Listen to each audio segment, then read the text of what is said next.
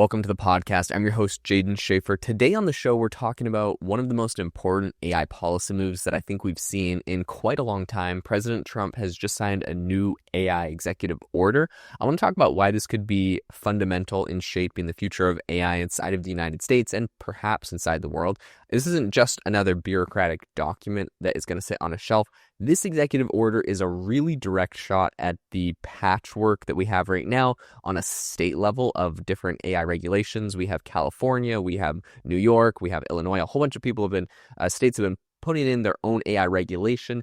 And what people are saying is that this is a signal to Silicon Valley and a statement that America is trying to essentially consolidate the power of this regulation on a federal level and on a statewide level. This is what Trump's goal is. So we're going to dive into all of this. Before we get into the story, you probably pay for a bunch of different subscriptions to get access to the best AI tools. I know it can add up fast when you have ChatGPT and Claude and Google Gemini and Grok and all of that. I had the same problem, so I built AIbox.ai, and for just $20 a month, you get over 40 of the top AI models in one simple platform. You get image, audio, text, everything you need. It's all in one place, so you don't have to juggle tabs. You don't have to waste money on overlapping subscriptions. If you want to give it a try, there's a link in the description to AIbox.ai, my own startup. I'd love for you to check it out. All right, let's get into it. So President Trump recently signed a new executive order on AI, and I think just at a high level, it's about one thing. He's trying to centralize the AI policy at a federal level. He's trying to stop individual states from what he says is strangling innovation with 1,000 different rules. I know that it is really tricky to have this state-by-state regulation on a lot of technological areas. AI feels like a new thing, and so the argument is that, it's better on a federal level. I think this move by the administration was inevitable. What we're seeing in the U.S. is pretty tricky. California has their own set of AI rules. Colorado has another. New York has its own algorithm laws. Illinois, Virginia, and a bunch of others are all kind of piling on. And so the problem isn't that people, isn't that they don't want AI to be used responsibly. Obviously, everybody wants that. I think the big problem is, deciding which state makes up the definition and the compliance rules. The hard thing is it's basically like the state with the big population that makes the strictest rules is going to be de facto what everyone has to follow. So if that became California, if California has a massive population and a lot of these AI companies reside inside of there, but it could have been New York as well.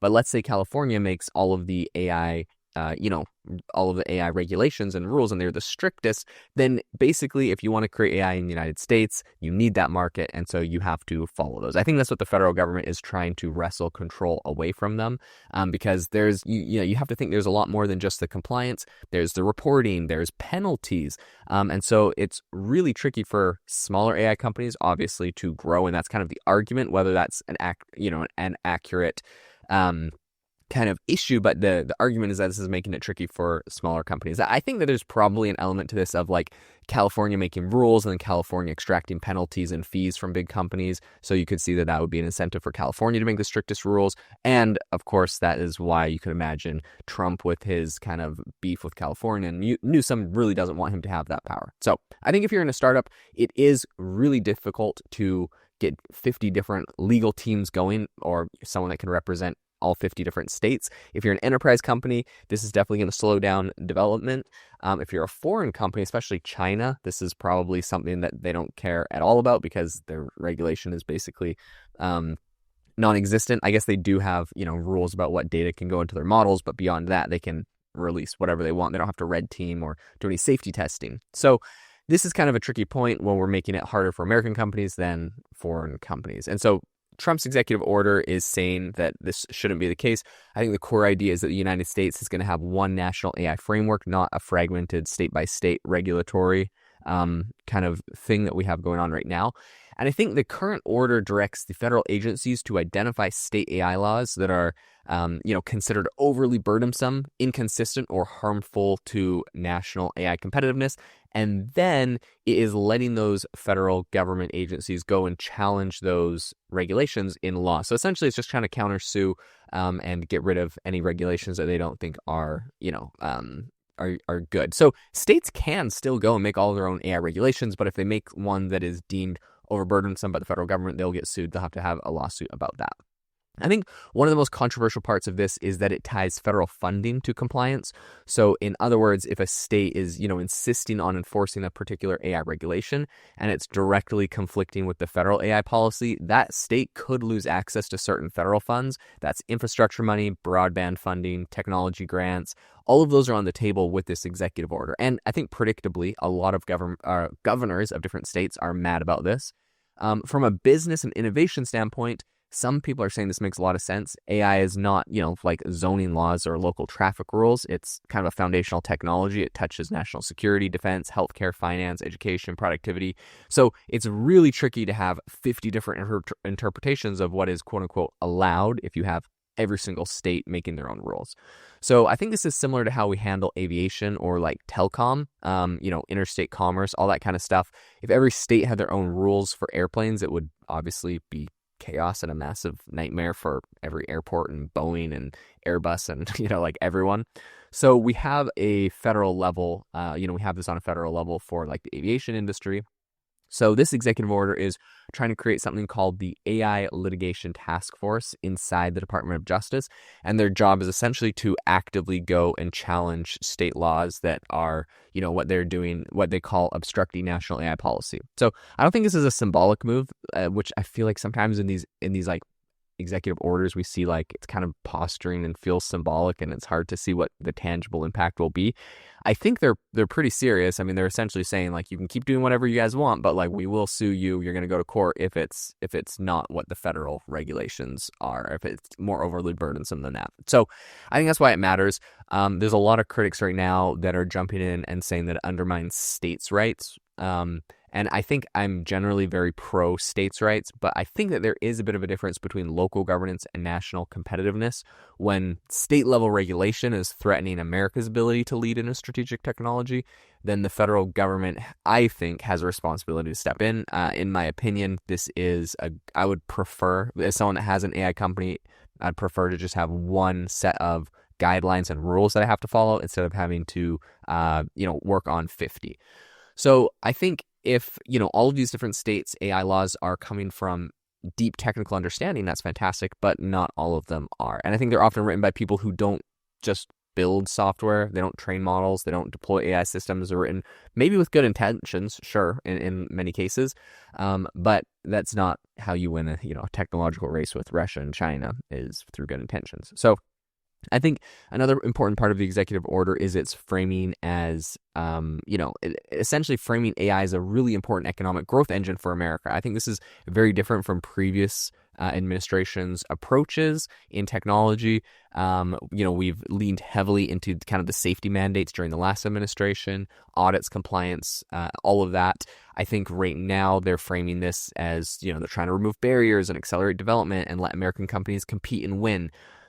So I don't think that means no guardrails. I just think it means that there are proportionate guardrails. I think that it means that we're going to trust the innovation. We're going to punish actual harm.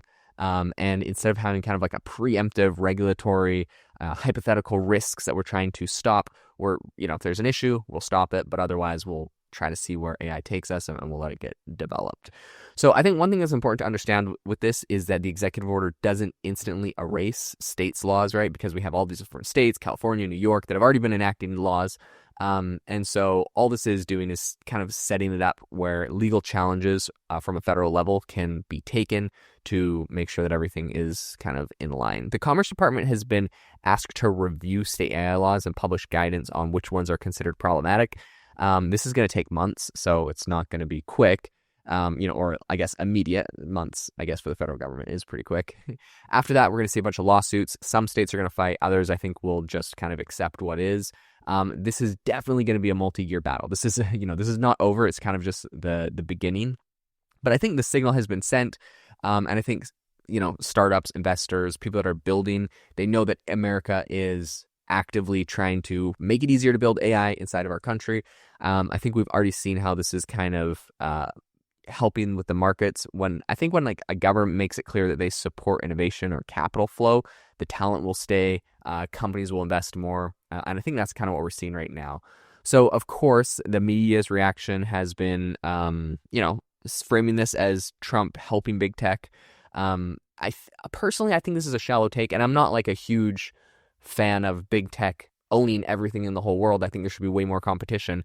But I do think that right now we have companies like OpenAI and Google who have massive budgets, massive programs. They could easily afford to kind of follow all the regulatory processes of all 50 states. That's not a big deal. And it feels like some of the regulation that they lobby for, OpenAI specifically, is, just them pulling the ladder up behind them. So personally, as someone that's working on an AI company, I think making this simpler and easier for smaller companies is the best thing to do. So one thing that I also want to point out is how it fits into kind of the broader geopolitical picture. China has a centralized AI strategy. Europe has a really regulation-heavy AI policy that's already definitely slowing adoption. I don't think that's disputable. They have the same population basically in Europe as the United States, and the United States has, 10x or maybe 100x the AI companies coming out of it. So we'll definitely keep a close eye on this. Thank you so much for tuning into the podcast today. This is your number one spot for the latest in AI, business news, and everything that's happening in tech. If you enjoyed the episode, it would mean the world to me if you left a rating and review on Apple Podcasts or Spotify.